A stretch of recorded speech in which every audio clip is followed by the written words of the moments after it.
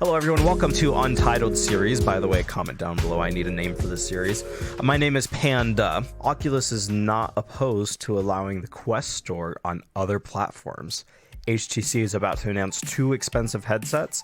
Lots of new hardware and games are going to be launching in the near future, including some amazing looking games that I'll talk about near the end of this video that you won't want to miss. Mark Zuckerberg says he's interested in releasing an upgraded Quest 2 Pro. He didn't go into much detail, but mentioned that it could include new sensors like a face tracker, eye tracker, or even more fitness sensors. I guess the data that Facebook was already collecting from us wasn't enough to satisfy Zuck. It appears that Oculus is testing the addition of normal Android apps on their flagship headset. This isn't really surprising, with Facebook pushing for more VR to be used for work.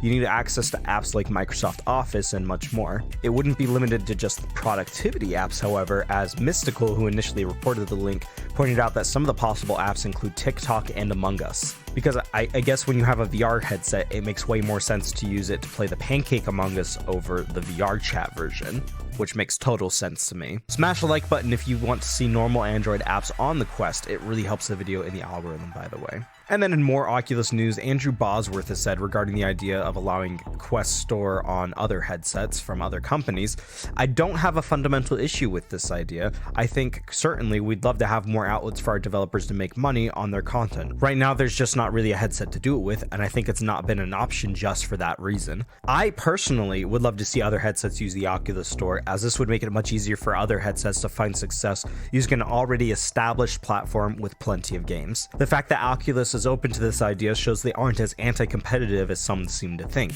But also, we can't ignore the fact that I'm sure most of Oculus's revenue comes from game sales and not from headset sales, considering that the headset might be selling at a loss right now. In any case, I just don't want to have to buy all of these games again on a separate platform if someone else were to come out with a good Quest competitor. And I mean, for crying out loud, VR companies, how long do we have to sit here begging for a Quest 2 competitor before something is announced? I mean, come on. Do we need to get in a circle and perform some sort of ritual or something? Because I know plenty of people that hate Facebook enough to do it, alright? VR Power just released a new upgraded battery for the Oculus Quest 2. This new battery is white to match the Quest 2 and increases your playtime up to 8 hours.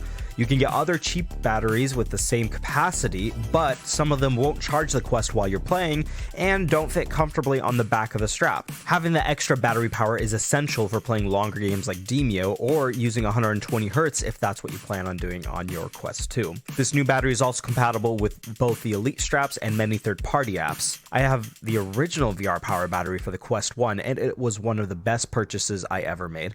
I'll link to it down below if you want to check it out. It is an affiliate link, but honestly, I'm only recommending it because I actually use it and can't recommend it enough. And this new white one, made for the Quest 2, just looks awesome. Apparently, HTC is planning to unveil not 1, but 2 headsets during its ViveCon 2021 conference, which starts tomorrow. Previous information has made it clear that at least one of the headsets will likely be business-focused, which means that other headset is likely to be a consumer headset, probably some sort of Vive Pro 2. A leak where the headsets appeared briefly on an online store is suggesting that both headsets will cost in excess of $1,000. So take your dreams of a standalone Quest competitor and toss it out the window, because HTC is here again to disappoint you.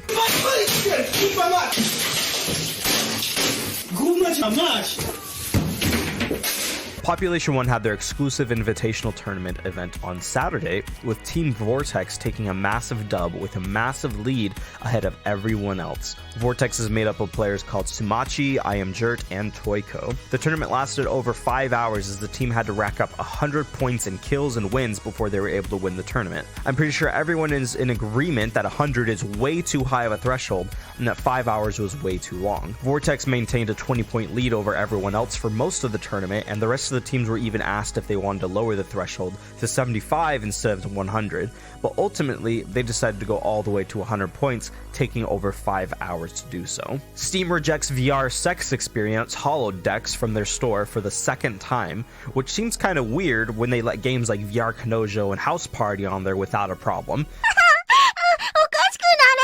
I mean, honestly, there's literally a game on Steam called VR Hentai Lesbian Sex. Does no one at Valve know what any of those words mean? Yeah, the company behind the motion simulator chair made for VR just launched a new Kickstarter for the Yaw 2, and it has already surpassed 1 million in funding after just a week. This new chair integrates a gaming chair into it, which you can supply yourself or purchase from them for an extra fee. It looks much more comfortable than the first version and even includes an adjustable desk. You can also choose between the basic model, a pro model, and an arcade model, all of which support 2 degrees of freedom. You can choose to add to any of the models the Yaw platform add-on, which adds another degree of freedom, totaling 3, allowing you to spin around in 360. It all looks very cool, futuristic, and way out of my budget. So hey, Yaw, if you want to, send me one of your chairs to try out, my email is down in the description. Researchers in Japan have found a way to convince your brain that you're walking in real life, even if you're sitting down. Basically, their research started by having people walking around in a circular wall with one hand on the wall. In VR, they saw one long straight wall, while in real life, they were actually walking around in a wide circle. Users reported the feeling that they were in fact walking straight down an infinitely long corridor, despite the fact that they were actually walking in circles. Basically, what they saw in VR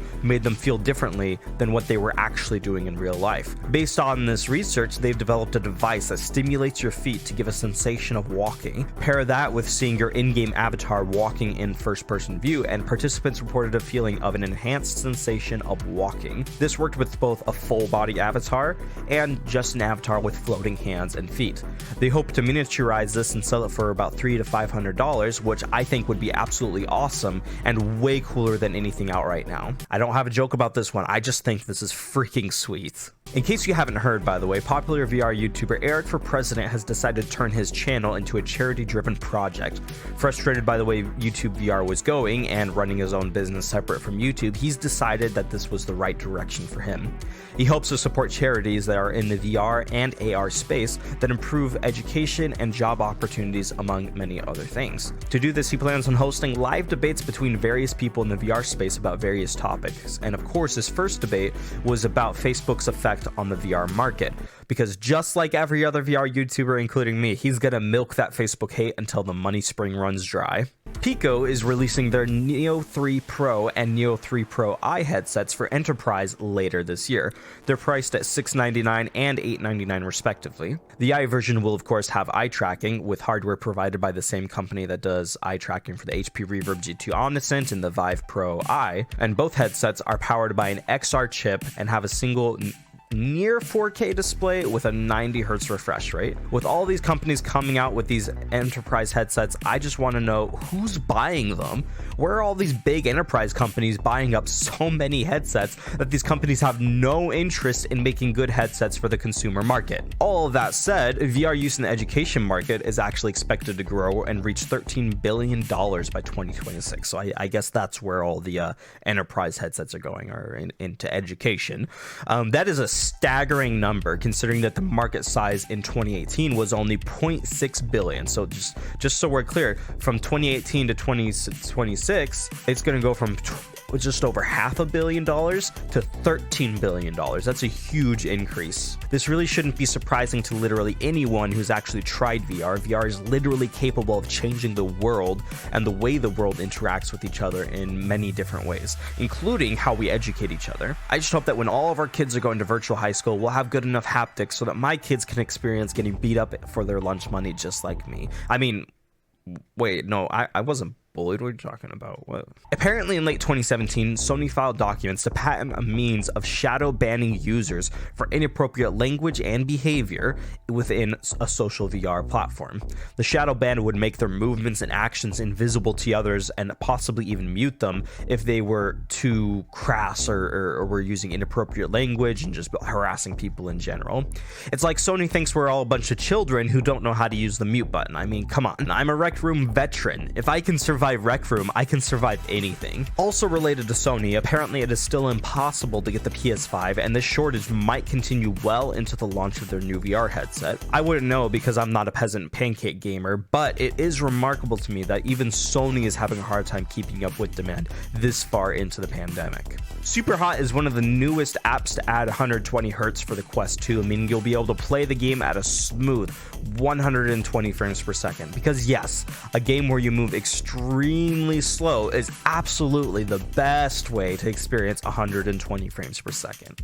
And for you not tech savvy people, I'm being extremely sarcastic. Gorilla Tag is also receiving an update that includes 120Hz support on Quest 2 and an option to mute people. So if you get annoyed with the children screaming monkey, you can now just mute them before you chase them down and slap them with the disease. Last week I mentioned a new game called Demio that would release. It's a tabletop RPG dungeon crawler in VR, and let me just say, it is a ton of fun. I've been playing it since it came out, and I cannot recommend this game enough. It is a little bit pricier at $30, but it is well worth it, especially with the developers already planning on releasing more content. The game seems to be performing well, as Upload VR released an article about them exceeding $500,000 in revenue in the first 48 hours.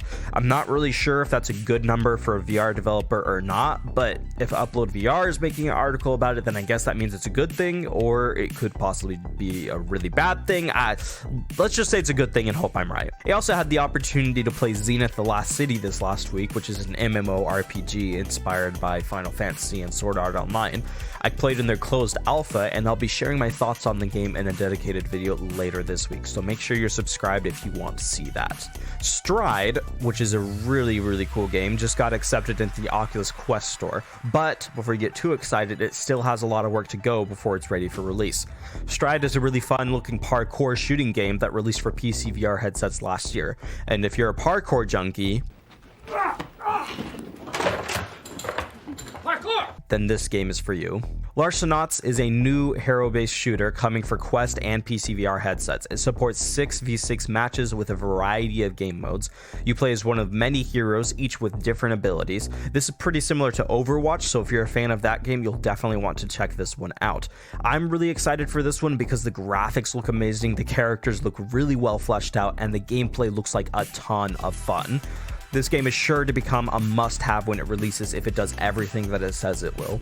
By the way, the name comes from the term larceny, which means theft of personal property. So instead of just calling the game theft or thieves or something, they went with Larcenauts so that it could sound as pretentious as possible. That's it for today's set of VR news. Let me know if I missed anything down below that's especially interesting, and just let me know what you guys think of this series. I'm planning on doing this every week going forward, but that's it. I'm out.